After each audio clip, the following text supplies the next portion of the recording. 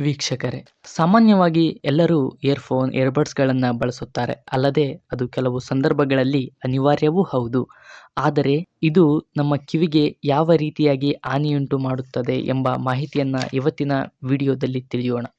2015ರ world health ಆರ್ಗನೈಜೇಷನ್ನ ವರದಿಯ ಪ್ರಕಾರ ಸರಿಸುಮಾರು 50%ನಷ್ಟು ಹದಿಹರೆಯದ ಮತ್ತು ಮಧ್ಯವಯಸ್ಕ ಅಂದರೆ 12ರಿಂದ 35 ವರ್ಷ ವಯಸ್ಸಿನವರು ತಮ್ಮ ಮ್ಯೂಸಿಕ್ ಪ್ಲೇಯರ್ಗಳಲ್ಲಿ ಅಸುರಕ್ಷಿತ ಮಟ್ಟದ ಕಿವಿಗೆ ಹಾನಿ ಮಾಡುವ ಹಾಡುಗಳನ್ನು ಹೊಂದಿದ್ದಾರೆ ಎಂದು ವರದಿ ಮಾಡಿದೆ.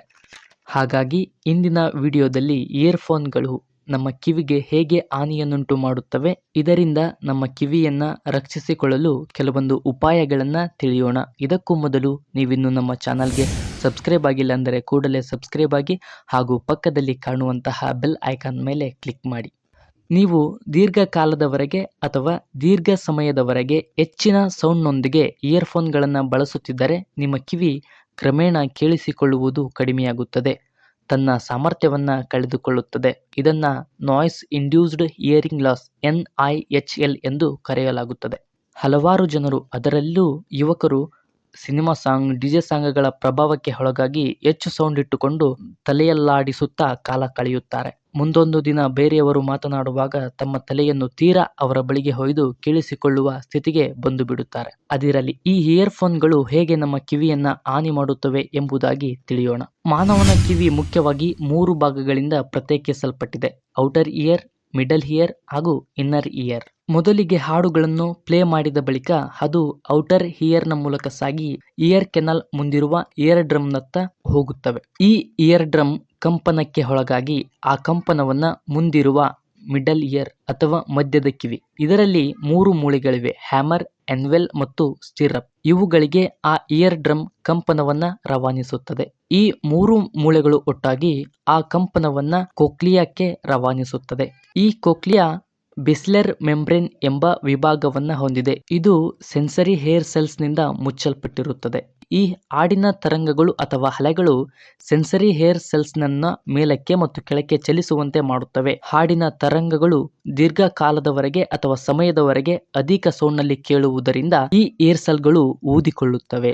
ಅಲ್ಲದೆ ಇವು ಶಾಶ್ವತವಾಗಿ ನಮಗೆ ಹಾನಿಯನ್ನುಂಟು ಮಾಡಬಹುದು. ಈ ರೀತಿಯಾಗಿ ಇಯರ್ಫೋನ್ಗಳು ನಮ್ಮ ಕಿವಿಗೆ ಹಾನಿಯನ್ನುಂಟು ಮಾಡುತ್ತವೆ. ಇತ್ತೀಚಿನ 2023ರ WHO ವರದಿಯ ಪ್ರಕಾರ 430 ಮಿಲಿಯನ್ ಜನರು ಈ ಕಿವಿ ಕೇಳಿಸಿಕೊಳ್ಳುವುದರಿಂದ ವಂಚಿತರಾಗುತ್ತಿದ್ದಾರೆ ಎಂದು ವರದಿ ಮಾಡಿದೆ. ಹಾಗಂತ ಇಯರ್ಫೋನ್, ಹೆಡ್ಫೋನ್ಗಳನ್ನು ತೆಗೆದು ಒಲೆಯಲ್ಲಿ ಸುಡೋಕ್ಕಾಗುತ್ತಾ? ಇಲ್ಲ.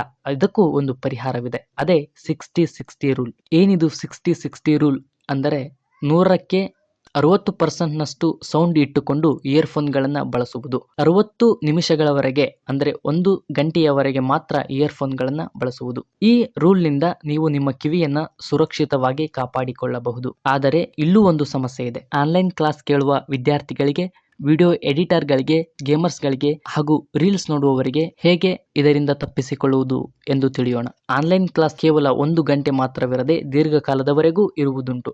ಆಗ ಇಯರ್ಫೋನ್ಗಳನ್ನು ಬಿಟ್ಟು ಹೆಡ್ಫೋನ್ಗಳನ್ನು, ಅದರಲ್ಲೂ ನಾಯ್ಸ್ ರಿಡಕ್ಷನ್ ಅಂದರೆ ಹೊರಗಿನ ಶಬ್ದವನ್ನು ಕಡಿತಗೊಳಿಸುವ ಹೆಡ್ಫೋನ್ಗಳನ್ನು ಬಳಸುವುದು ತುಂಬಾ ಸೂಕ್ತ. ಇಯರ್ಫೋನ್ಗಳನ್ನು ಇಯರ್ ಕೆನಾಲ್ನಲ್ಲಿ ಇಟ್ಟುಕೊಳ್ಳಬೇಕು.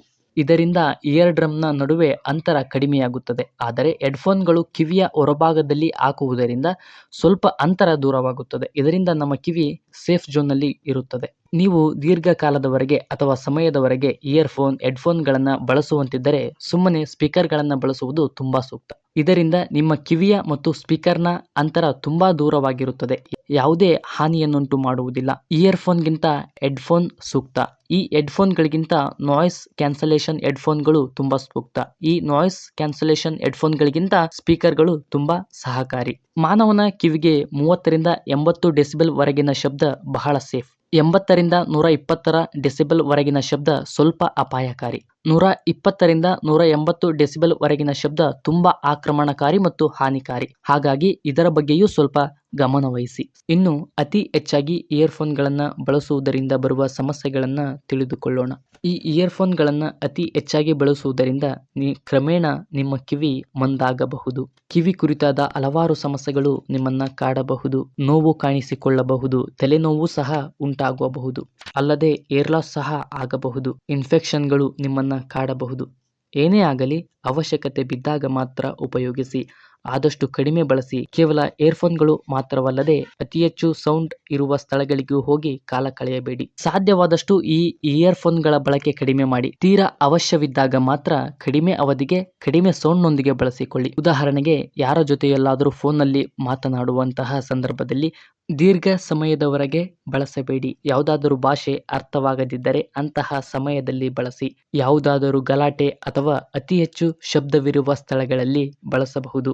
ಭಾವಗೀತೆ, ಭಕ್ತಿಗೀತೆ ಅಥವಾ ಎಮೋಷನ್ ಸಾಂಗ್ನಂತಹ ಕಡಿಮೆ ಸೌಂಡ್ಗಳನ್ನು ಹೊಂದಿರುವ ಹಾಡುಗಳನ್ನು ಕೇಳಿಸಿಕೊಳ್ಳಿ. ಇದಾಗಿತ್ತು ಇಯರ್ಫೋನ್ಗಳು ನಮ್ಮ ಕಿವಿಗೆ ಯಾವ ರೀತಿ ಹಾನಿಯನ್ನುಂಟು ಮಾಡುತ್ತವೆ ಹಾಗೂ ಅದರಿಂದ ತಪ್ಪಿಸಿಕೊಳ್ಳುವುದು ಹೇಗೆ ಎಂಬ ಸಣ್ಣ ಮಾಹಿತಿ. ಈ ಮಾಹಿತಿ ಇಷ್ಟವಾಗಿದ್ದರೆ ನಮ್ಮ ಚಾನಲ್ ಅನ್ನ ಸಬ್ಸ್ಕ್ರೈಬ್ ಮಾಡಿಕೊಳ್ಳಿ ಹಾಗೂ ಪಕ್ಕದಲ್ಲಿ ಕಾಣುವಂತಹ